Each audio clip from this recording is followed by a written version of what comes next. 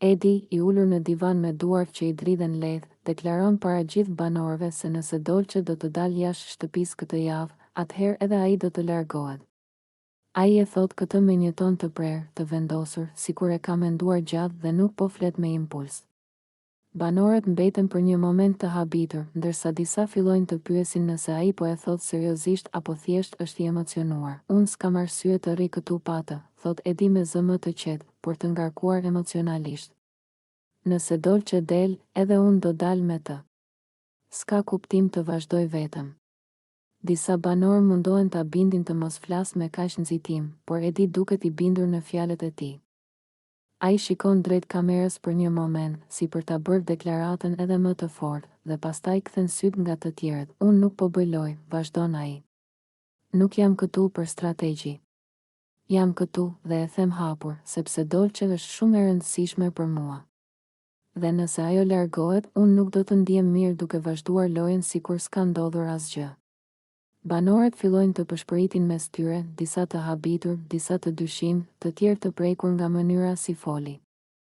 Ndërsa tensioni rritet, duket qartë se deklarata e Edit nuk është bërë thjesht për dramë. Ai vërtet duket i shqetësuar, i ndikuar emocionalisht dhe i gatshëm të marrë një vendim të madh.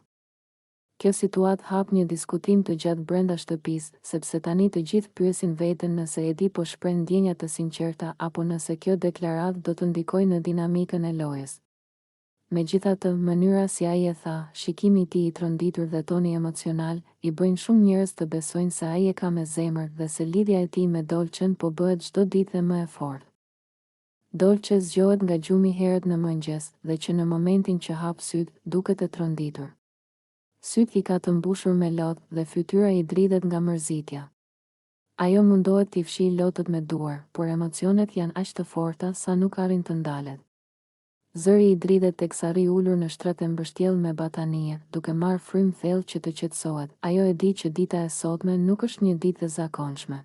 Sot është momenti që do të largohet nga shtëpia dhe do të udhëtojë drejt Grande Fratello Italia, dhe kjo gjë e emocionon, por edhe e rëndon shumë. Ndjesia e largimit, e ndarjes nga banorët që ka kaluar ditë e net me ta, e bën të ndihet bosh. Dolçe nis të flas me vete me zë të ulët, duke thënë se nuk është gati të largohet, se po i dhem fakti që do t'i lërë të gjithë pas, sidomos Edin me të cilin ka ndërtuar një lidhje. Ajo prek jashtëkun ku ka fjetur çdo natë dhe qesh paksa mes lotëve, duke kujtuar momentet e lumtura. Banorët fillojnë të zgjohen dhe shohin që ajo është përlotur. Disa afrohen ta pyesin çfarë ka, dhe Dolçe mundohet të buzëqesh, por sytë e saj e tregojnë qartë se sa e mërzitur është. Ajo tregon se ndihet e ndarë mes dy botëve, dëshiron të shkojë në përvojën e re, por një pjesë e saj nuk do të largohet fare, ndërsa përgatitet, merr frym thellë dhe përpiqet të qetësohet. Por përsëri lotët i rrjedhin. Është një ditë e rëndësishme për të, një ditë me emocione të përziera, ku gëzimi dhe mërzitja përplasen me njëra tjetrën, duke e lënë Dolçen të prekshme dhe të ndjeshme që në momentin e parë të mëngjesit. Eliona ulet në divan, me sytë e mbushur lotë dhe me frymëmarrje të rënduar. Ajo duket e dëshpëruar, duke u përpjekur të përballojë ndjenjat që e kanë kapluar papritur. Me një zë të dridhur, ajo fillon të rrëfejë emocionet e saj më të thella. Më mungon shumë mami, thot ajo, duke ulur kokën dhe duke fshirë me dorë lotët që i rrëshqasin poshtë faqeve. Ndërsa fjalët dalin nga zemra e saj, syt i shkëlqejnë nga lotët dhe një trishtim i thellë duket se e ka kapluar çdo pjesë të trupit të saj. Ajo vazhdon me zërin e dridhur, duke treguar se sa shumë e ka ndjerë mungesën e nënës së saj që nga viti kur ajo ka ndëruar jetë. Çdo fjalë duket sikur e lëndon më shumë. Sepse kujtimet dhe dashuria për maman janë ende shumë të forta, nuk ndalet. Nuk ndalet kur në zemrën time. Sa herë që mendoj për të, ndjej boshllukun që më ka lënë. Mami im, dua ta shija përsëri, dua ta përqafoja. Por nuk mundem, thot Eliona, duke qarë pa pushim. Banorët e tjerë e shikojnë me dëmshuri dhe disa afrohen për ta përqafuar, duke i dhënë mbështetje, por asgjë nuk mund të zëvendësojë mungesën që ajo ndjen. Lotët e saj vazhdojnë të rrjedhin ndërsa ajo përpiqet të përballojë dhimbjen e madhe dhe dashurinë e paplotësuar për maman e saj. Në këtë moment, dhoma e shtëpisë mbushet me një qetësi të trishtë, sepse të gjithë e kuptojnë se ajo po përjeton një dhimbje të thellë që nuk mund të zbutet me fjalë të thjeshta. Lotët dhe rrëfimi i saj tregojnë një lidhje të pasvendësueshme dhe një vuajtje që mbetet në zemër për një kohë të gjatë. Alba dhe lëndrimi përfshihen në një debat të fortë në mes të sallonit, ku tensioni duket i padurueshëm. Ndërsa lëndrimi përpiqet të mbrojë qëndrimet e tij, Alba e ndërpret me një ton të prerë dhe të ashpër. Ajo nuk kursen asnjë fjalë, duke i thënë lëndrimit se nuk është njeri i mirë dhe se sjellja e tij nuk është e pranueshme. Ti nuk je njeri i mirë, thot Alba me zë të lartë, ndërsa shikon direkt në sy lëndrimin. Dhe as nuk je burr, je femër me sjellje. Fjalët e saj bien rënd në dhomë dhe banorët që ndodhen aty afër ndalojnë për një moment, duke i vënë re tensionin që ka kapluar atmosferën. Lëndrimi tenton të reagojë, por Alba nuk e lejon të thotë asgjë. Ajo vazhdon të flasë me një ton të ashpër dhe të sfidueshëm, duke përforcuar çdo fjalë me gjeste të forta dhe shenja të pakënaqësisë së saj. Ti gjithmonë mendon se je më i mençur se të tjerët, por nuk je. Sjellja jote është qesharake dhe nuk meriton respekt, vazhdon Alba. Lëndrimi provon të qetësohet, por duket qartë se reagimi i saj e ka prekur. Ai përpiqet të justifikohet, por fjalët e saj janë të forta dhe nuk e lejojnë të marrë frymë. Ndërkohë, banorët e tjerë shikojnë me shqetësim dhe disa përpiqen të ndërhyjnë për të ulur tensionin, por Alba nuk ndalet. Debati vazhdon disa minuta, ku Alba i jep një mësim të qartë lëndrimit, duke e bërë të kuptojë se nuk do të tolerojë sjellje që nuk e respektojnë dhe që e ofendojnë. Atmosfera në shtëpi mbetet e tensionuar dhe është e qartë se ky moment do të mbetet gjatë në mendjen e të gjithëve. Lëndrimi dhe Alba përfshihen sërish në një debat të nxehtë në mes të sallonit, një prej atyre momenteve kur tensioni duket sikur mund të ndizet me një fjalë të vetme. Lëndrimi, me stilin e tij të zakonshëm provokues, fillon t'i kundërpërgjigjet Albës në mënyrë të tillë që duket qartë se ka për qëllim të acarojë edhe më shumë. Ai i hedh komente të vogla, nënqeshje të hapura dhe batuta që e bëjnë të duket sikur po e tall hapur, ndërsa Alba përpiqet t'i përgjigjet me qetësi. Lëndrimi vazhdon duke e ngacmuar, duke i thënë gjëra që e shtyn atë ta humbas durimin. Ai shtrihet në karrige me një qëndrim sikur nuk i intereson fare situata, duke i dhënë ndjesinë Albës se ai po e merr gjithë debatin si lojë. Alba mundohet të anashkalojë, por ai sërish vazhdon të bëjë komente të vogla me të cilat e prek nervin e saj. Sa më shumë ai flet, aq më shumë duket se po e bën me qëllim, sepse çdo fjalë e tij shoqërohet me një buzëqeshje të lehtë ironike. Në një moment Alba i thotë që të mos tallet me të dhe t'i lër hapësirë, por lëndrimi, në vend që të tërhiqet, i përgjigjet me një tjetër batutë që e ngre edhe më shumë tensionin. Nga mënyra si reagon Alba, kuptohet qartë se ajo po acarohet për shkak të mënyrës së sjelljes së lëndrimit. Banorët e tjerë shohin nga larg se si situata po përshkallëzohet, sepse lëndrimi vazhdon t'i flas me një ton që nuk e lë të qetë, duke e bezdisur qëllimisht dhe duke mos e lënë të marrë frymë të qetësohet. Në fund mbetet gjithë ideja se lëndrimi po e bën enkas për ta nxjerrë Albën nga vetja, sepse ai nuk ndalet së talluri dhe duket sikur po e shijon reagimin e saj. Alba, nga ana tjetër, mundohet të mbajë veten, por është e qartë se ai e ka çuar në limitet e durimit të saj. Benita ulet e qetë, duke dukur e menduar thellë për momentet që ka përjetuar së fundmi në jetën e saj personale. Me një frymëmarrje të ngadaltë dhe zërin pak të dridhur, ajo nis të rrëfehet para banorëve të tjerë, duke hapur zemrën dhe duke treguar një pjesë të rëndësishme të jetës së saj. Duhet të jem e sinqert me ju të gjithë, thot ajo, duke bërë një pauzë të shkurtër për të siguruar që fjalët e saj do të kuptohen mirë. Unë kam tradhtuar të dashurin tim dhe për këtë arsye, marrëdhënia jonë përfundoi. Nuk ishte e lehtë të pranoja se kam gabuar, por tani e kuptoj që nuk mund të fshija të vërtetën.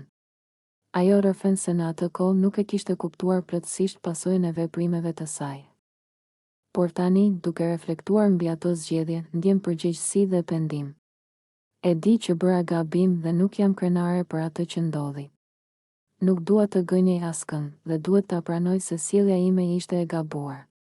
Kam kuptuar se tradhtia nuk është zgjidhje për asnjë problem, vazhdon ajo, duke ulur syt dhe duke treguar sinqeritet të plotë. Banorët e tjerë e dëgjojnë me vëmendje dhe disa përpiqen ta qetësojnë, duke i thënë se të gjithë njerëzit bëjnë gabime, por ajo e pranon hapur gabimin e saj dhe kjo tregon modesti dhe përgjegjësi.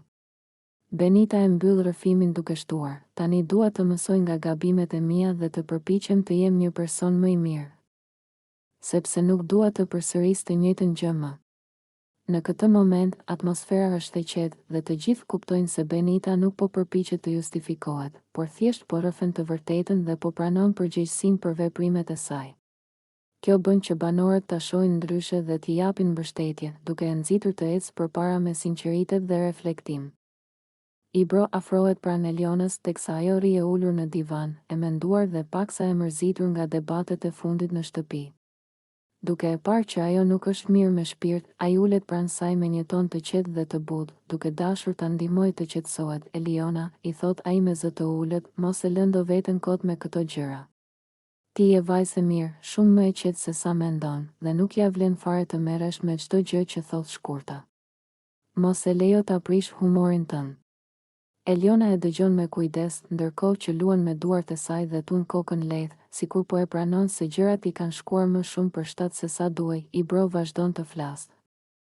Duke u përpjekur ta udhëheqë me mendim të kthjellët, këtu brenda, të gjithë jemi në impresion dhe harrojmë që ndonjëherë fjalët dalin ndryshe. Por ti nuk ke pse futesh në shumë debate. Je shumë më e fortë kur qëndron e qetë dhe nuk u avar atyre që kërkojnë zënka. Ai I jep asaj një buzëqeshje të lehtë për ta bërë të ndihet më e sigurt. Mos harro, shton Ibro, njerëzit e shohin kur dikush ka zemër të mirë. Ti mos e humb durimin, mos e humb veten.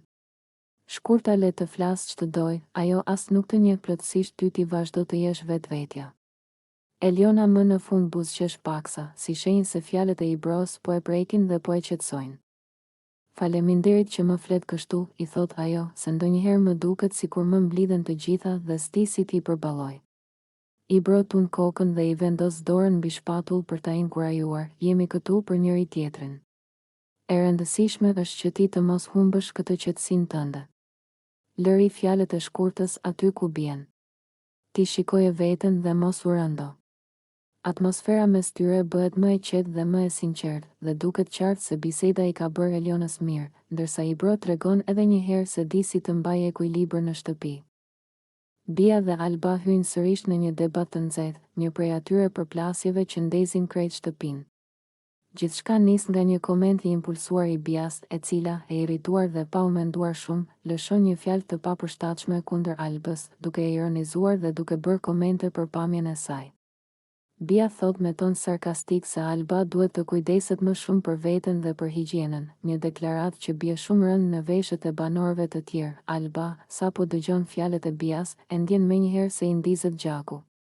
Ajo e ngre kokën, I fiksohet me sy dhe reagon me një zemërim që duket se është grumbulluar prej ditësh. Ti nuk ke të drejtë të flasësh kështu për mua. I thot ajo me zë të dridhur nga nervat, duke I bërë të qartë se ofendimi e ka prekur personalisht. Bia, megjithse sheh që Alba po acarohet, nuk tërhiqet, madje vazhdon të flasë me ironi sikur të mos ketë ndodhur asgjë. Kjo sjellje vetëm e shton tensionin. Alba ngre zërin dhe I kthehet keq, duke e pyetur pse Bia gjithmonë kërkon ta ulë dhe ta provokoj. Pse je kaq e fiksuar pas meje? Pse gjithmonë më shigjeton mua? Thot Alba, ndërsa banorët fillojnë t'i afrohen për të shmangur një shpërthim më të madh. Banorët përpiqen të ndërhyjnë duke I kërkuar Bies të ndalojë provokimet dhe Albës të qetësohet pak, por asnjëra nuk është gati të tërhiqet. Debati vazhdon disa minuta me të dyja që flasin njëkohësisht, duke hedhur kundërshtime dhe duke nxjerrë në pa gjithë tensionet që janë mbledhur prej kohësh mes tyre. Gjithë shtëpia ndihet në presion ndërsa shohin se sa shpejt po përshkallëzohet situata. Edhe banorët që zakonisht nuk ndërhyjnë, këtë herë mundohen t'i ndajnë dhe t'u kujtojnë se janë në një lojë ku duhet të dinë si të menaxhojnë konfliktet. Në fund, debatit I bie intensiteti vetëm sepse të dyja lodhen nga zënka, por askush nuk beson se kjo përplasje do të jetë e fundit. Tensioni mes Albës dhe Bies është ende I fortë dhe ndarja e mendimeve në shtëpi e bën edhe më të dukshme se konflikti I tyre.